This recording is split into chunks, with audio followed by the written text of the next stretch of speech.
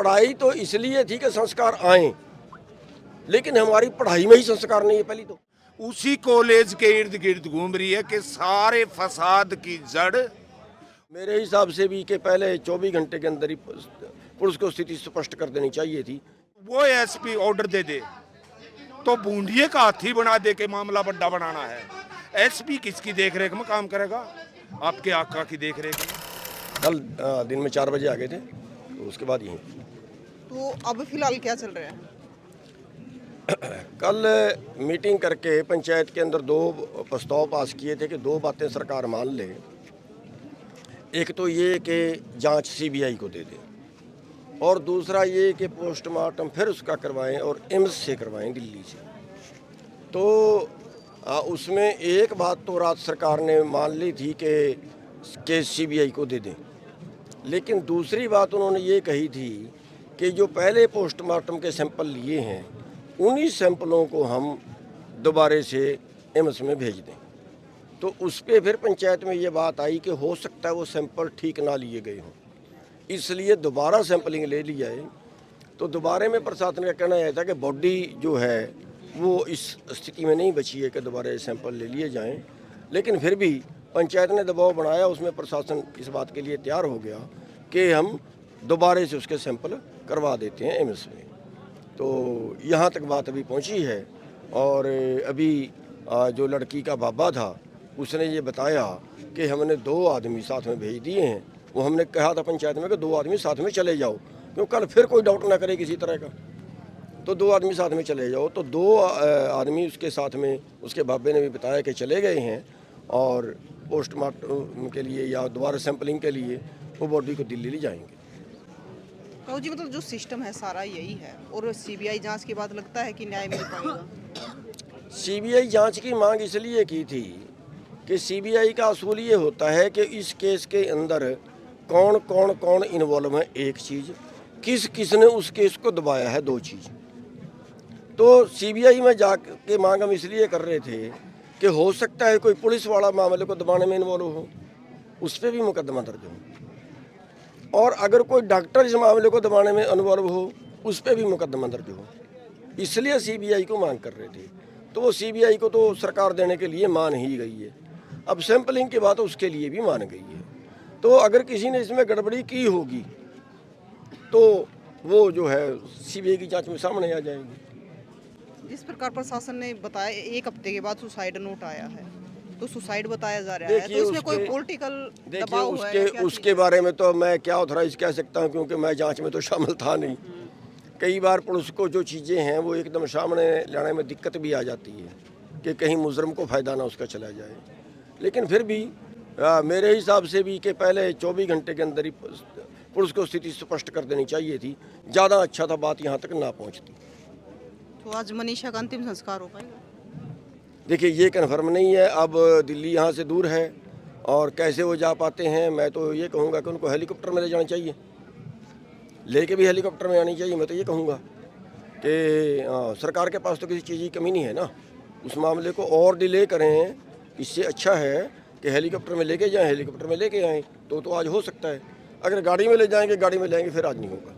प्रधान जी, हरियाणा में बढ़ता क्राइम, आज भी इंद्री में एक 15-16 साल की लड़की की लाश मिली।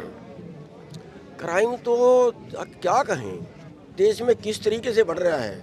और एक बात तो मैं मीडिया वालों को कहूँगा कि मीडिया वाले जो है ना, आधी खबरें तो ये देते हैं फलाने पति ने पत्नी मार दी, फलानी पत्नी ने पति मार दिया, फलानी माँ ने बच्चे मार दिए, बाप ने बच्चे मार दिए।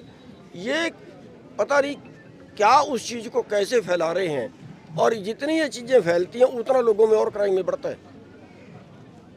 ठीक है, तो पहली बात तो अच्छा। दूसरा ये क्या है, दूसरा हमारे लोग जो हैं यहाँ पश्चिमी सभ्यता आ गई है, वो पश्चिमी सभ्यता एक क्राइम का कारण बन गई है।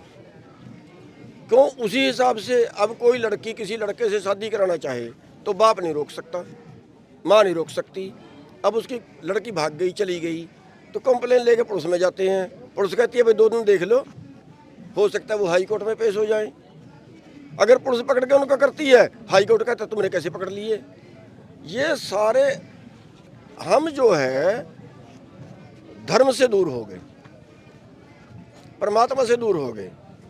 अगर आप हम देखें हमारा बच्चे पालने का तरीका, हम बच्चों को छुट्टी वाले दिन कहीं पे शहर में घुमाने ले जाते हैं, कहीं पार्क में घुमाने ले जाते हैं, कहीं उसको सिनेमा दिखाने ले जाते हैं। मेरे ख्याल से हमारे में 5% लोग भी नहीं हैं जो उसको रोजाना मंदिर ले जाते हैं, कहीं गुरुद्वारे ले जाते हैं, कहीं धार्मिक सत्संग में ले जाते हैं, वहाँ नहीं। तो वो फिर जैसा वो पढ़ेगा वैसे ही वो बनेगा। तो ये जो पश्चिमी सभ्यता जो आ गई, अब पत्नी कहती है क्यों मेरा पति के बराबर का अधिकार है, पहले तो नहीं था। पहले तो ये था कि पत्नी पति को परमात्मा मानती थी, ठीक है ना, जो भारतीय सभ्यता में था। तो अब जितने जितने पढ़ रहे हैं मेरे ख्याल से तो पढ़ाई से उतना उतना क्राइम और बढ़ रहा है। प्रधान जी, संस्कारों की कमी होगी। हाँ, संस्कार, पढ़ाई तो इसलिए थी कि संस्कार आए, लेकिन हमारी पढ़ाई में ही संस्कार नहीं है। पहली तो पढ़ाई में जो संस्कार होने चाहिए थे वो पढ़ाई में ही संस्कार नहीं है। तो बचपन से लेके हमने जैसे पालना शुरू किया वैसे ही हमारी पढ़ाई बन गई, ठीक है। तो ये बहुत एक अहम मामला है जिस तरफ देश जा रहा है। अब हिंदू तो कहते हैं हम हिंदू हैं, हमारा धर्म है, लेकिन उसके साथ जुड़े तो मुसलमान कहते हैं हमारा धर्म है, लेकिन उसके साथ जुड़े संस्कार तो वो लें। हिंदू भी बन गए, मुसलमान भी बन गए, सिख भी बन गए, सभ्यता अमेरिका की आ गई और वो अपना रहे हैं और फिर क्राइम बढ़ रहा है। भाई देखो, कॉलेज एक ऐसा बवंडर बना दिया जिसकी समझ में कौन नहीं आ रही किससे। कभी ना तो प्रशासन उसकी तरफ इंगित कर रहा है, ना सरकार उसकी तरफ इंगित कर रही है, लेकिन पूरे प्रदेश की जन भावना उसी कॉलेज के इर्द गिर्द घूम रही है कि सारे फसाद की जड़ और जितनी शंकाएं हैं जनमानस की, सारी की सारी शंका उस कॉलेज तक सिमट कर रह चुकी हैं। सरकार पता नहीं किस दबाव में है कि वहां से आगे तक, ये मैं नहीं कह रहा, ये पूरे प्रदेश की जनता जानती है। देखो, अनाज हम भी खाते हैं, सरकार कितनी भी चापलूस हो, प्रशासन ठीक है, राजा और भगवान इनसे बड़ा नहीं होता, ये कुछ भी कर सकते हैं, लेकिन जो जन भावना है उसको पता है। उस बच्ची की तस्वीरें देखी हैं, क्या वो सुसाइड वाला मामला कहीं से भी नजर आता है, कहीं से भी। अगर आप जहर पी लोगे तो अभी कोई भाई कह रहा था कि जहर पिया हुआ आदमी जमीन में 2-2 फीट गहरे गड्ढे खोद देता हाथों और पैरों से, इतना तड़फता है। कुत्ते खा गए, वाइल्ड का नाम ले दिया, लाश को पूरे बदन में से सिर्फ गर्दन को कुत्ते खा गए, आंखें निकाल के कुत्ते ले गए, और पूरा बदन दिखाई नहीं दे रहा था उन कुत्तों को। जो भी जानवर, जंगली जानवर जो भी बता रहे हैं, ये एक ढकोसला है और सरकार इसको जिस तरह से दबाना चाह रही है ना, इसकी लिपापोती करना चाह रही है। तो ये प्रदेश हरियाणा है, इसमें बार बार इस तरह से बच्चियों के साथ अपराधी घूमते रहेंगे। इसको सरकार नहीं कह सकते हम, ये गिरोह है। हम नायब सिंह ठीक है कहने के मुख्यमंत्री हैं, लेकिन ये मात्र और मात्र दिल्ली दरबार के और नागपुर दरबार के छोटे से दरबारी हैं, जिनकी कोई भी एक स्टेटमेंट, कोई भी हरियाणा में इनके कार्यकाल में कोई भी एक बड़ा उद्घाटन किसी चीज का, ये तो बेकार से भी बेकार नीच प्रवृत्ति की सरकार है ये। इसको कोई एक भाई, इनको हक ही नहीं है इस पद पर बैठे रहने का।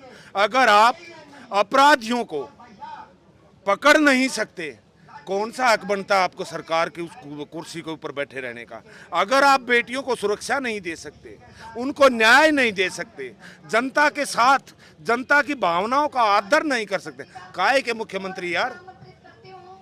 कौन सी पावर है आपके पास? जिस तरह से ये पोस्टमार्टम की रिपोर्ट आई है, जिस तरह से आज अगर मान लो, आगे की बात भी है, आज अगर सीबीआई को ये जांच सौंप दी गई, मैं किसी कमेटी के फैसले को वो नहीं कर रहा हूँ, बिल्कुल सहमत हैं जो भी यहाँ पर गांव की कमेटी या प्रदेश के गणमान्य लोग आए हुए थे, उस कमेटी ने फैसला लिया है, हम पूरी तरह से उसके समर्थन में हैं। लेकिन एक जो जनाक्रोश है, अंदर से कलेजे में आग है इस बच्ची के लिए, पूरे प्रदेश नहीं, जहाँ तक पता चला है पूरे देश में, उत्तर भारत में कह लो, वो संतुष्टि मान लो सीबीआई जांच की भी सरकार हामी भर देगी, मान लो दिल्ली एम्स में दोबारा से इसका वो करवा दिया पोस्टमार्टम, उसकी भी हामी सरकार भर लेगी, तो क्या पोस्टमार्टम तो पहले भी हुआ था, किसकी सरकार के देखरेख में हुआ था? दिल्ली में किसकी सरकार है? अगर केंद्र सरकार के अधीन दिल्ली का एम्स आता है तो केंद्र में किसकी सरकार है? कैसे यकीन कर लेंगे इन घाघ लोगों के ऊपर? ठीक है, विकल्प नहीं है हमारे पास। आज जितनी भी स्वतंत्र एजेंसियां हैं, संवैधानिक एजेंसियां हैं, जितनी इन्वेस्टिगेशन एजेंसियां हैं, सबके ऊपर आज कहने की जरूरत नहीं है। अरे ये एजेंसियों का इस्तेमाल तो राजनीतिक विरोधियों के लिए कर रहे हैं। इनके पास क्या होगी वो मशीनरी कि दूध का दूध और पानी का पानी दिखा देंगे ये लोग? आज उबल रहा है बहन जी पूरा प्रदेश, उसकी जन भावना, उसके अंदर इतना आक्रोश है। जब तक दूध का दूध और पानी का पानी नहीं होगा और संतोषजनक एविडेंस जनता के सामने नहीं रखे जाएंगे, तब तक इस मामले में ये बहुत, हरियाणा का, मेरी उम्र 53 साल हो गई, हरियाणा का सबसे बड़ा जघन्य और निर्मम अगर हत्या देखी है तो ये देखिए। रेप भी बहुत हुए हैं, हत्याएं भी बहुत हुए हैं, किडनैप भी बहुत हुए, लेकिन इस तरह का बुरा कर्म आज तक हरियाणा में पहला हुआ है। और आज मुख्यमंत्री जी, कभी आपकी भाषा क्या बन जाती है, प्रशासन की भाषा क्या? अपराधी हैं, अपराधी आपके बीच में ही बैठे हैं, ये खबरें नहीं आई।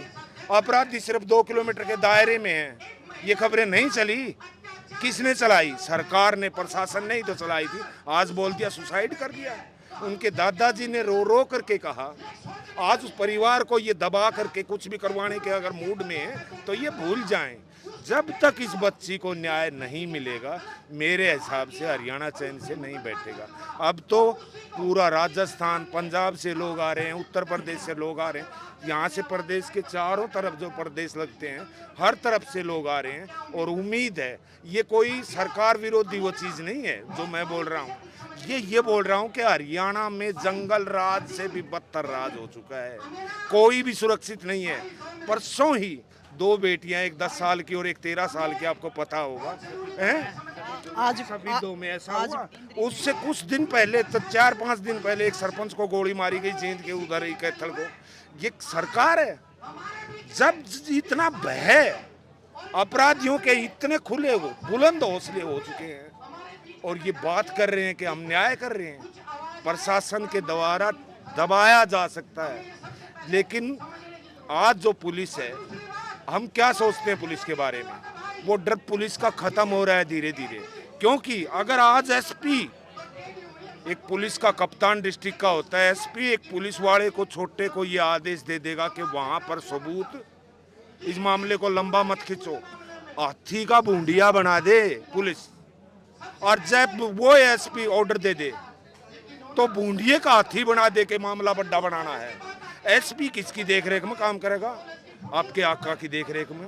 न्याय नहीं है आज हरियाणा में, ये सच्चाई है कि सरकार नहीं है हरियाणा में, एक गिरोह की तरह ये लोग काम कर रहे हैं।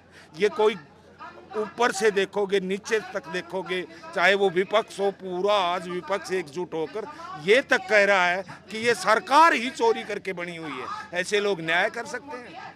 ये लोकतांत्रिक, संवैधानिक, हमारी जो गणतांत्रिक व्यवस्था है उसको ध्वस्त करने पर जुटे हुए हैं, ध्वस्त करने पर। यूपी में हुआ करते थे ये काम। उन्नाव में महिला के साथ क्या हुआ बेटा, पता होगा आपको। रात को पुलिस ने पेट्रोल डालकर उस लड़की को जलाया। हाथरस में क्या हुआ? ये सरकार है।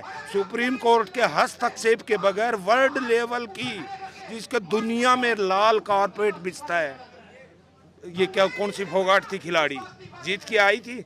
सुप्रीम कोर्ट के हस्तक्षेप के बिना तो उसका FIR भी लॉन्च नहीं हुई।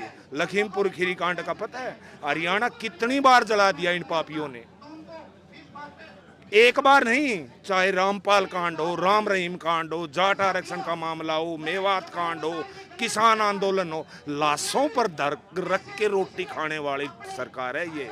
हर तरफ राजनीति कर रही है, अब भी ये करेंगे। उसमें किसी जाति विशेष के ऊपर थोप देंगे उसके प्रति ये हमेशा हर आंदोलन में से लाशों के ऊपर राजनीति करने वाले लोग हैं।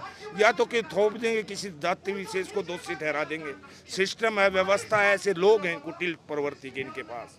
या फिर जो व्यक्ति आगे चल के इस मुहिम को बढ़ा रहे हैं, ये हमारी कमेटी है, ये गांव की कमेटी या प्रदेश के जो गणमान्य लोग उनको किसी न किसी तरह से उलझा करके या अपने लोग इनके अंदर घुसा कर, ये इतनी कुटिल नीच, मैं नीच से भी महानीच सरकार अगर कहीं है, निरंकुश अज्ञानी मूर्ख लोगों का गिरोह है, तो वो हरियाणा आज उसके कब्जे में है, सरकार नहीं है हरियाणा में।